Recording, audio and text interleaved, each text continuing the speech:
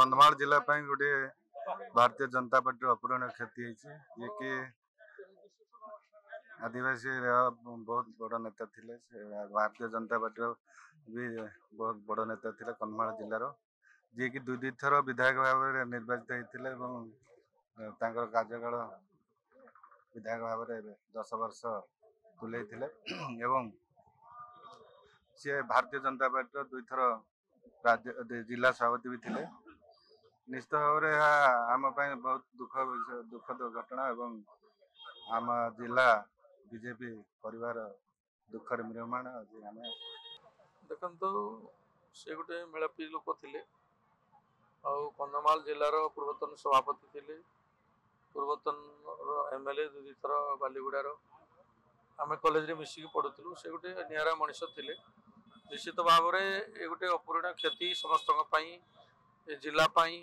आम दलपाई मोर व्यक्तिगत पाई। तो तांकर अकाल वियोग निश्चित भाव में गोटे मर्माहत करिछि। तांकर स्वर्गत आत्मा केमती शांति पाइब से मु जगन्नाथ को प्रार्थना करने संगे संगे तांकर दिव्यांग परिवार केमती यही असमय धैर्य रखिए से भगवान प्रार्थना।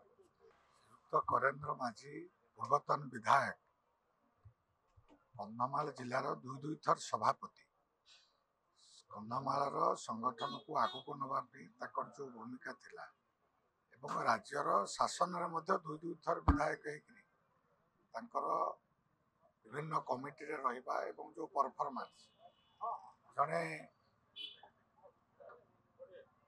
बेलघर पाखरे गुमा भली पंचायत आसिकरी राज्य राजनीति रे एवं आदिवासी संप्रदायर विकास पे काम करने गोटे व्यक्ति आज आम हरइचु जे कि पार्टी पे अपूरणीय क्षति भगवान तांकर परिवार को धैर्य एवं साहस दिंतु आपको मुकाबला करने प्रभु जगन्नाथ पाखे प्रार्थना कर कार्यकलाप जो भली थिला जो भली मिलापी थे समस्त सह मिशुले। आज कंधमाल जिले में समग्र अंचल शोकर छाया खेली जाइए। करेन्द्र माझी जो भूमिका थिला संगठन रे एवं शासन रे जो प्रकार सी साहसर सहित जिते बीजेपी किसी नथिला 2004 मसीह 4 रु 7 14 रु 17 दुई थर जिलार सभापति हिसाब से रहा कंटिन्यूअसली 4 रु 14 पर्यंत विधायक हिसाब से रहा से समय कंधमाल विकास पे बहु कार्य करवा आज भी लोक मैंने स्मरण कर आशा रखुची जे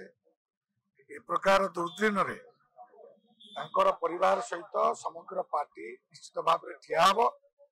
एवं तांकर जो माने उत्तरदायी अच्छी तांकर पिला माने सेमानंकर दायित्व भी पार्टी नब एवं किभली आगु को तांकर परिवार रे भल वातावरण रहिबा एवं सेमाने किभली आगु को बढ़िबे यार चिंता करिबो।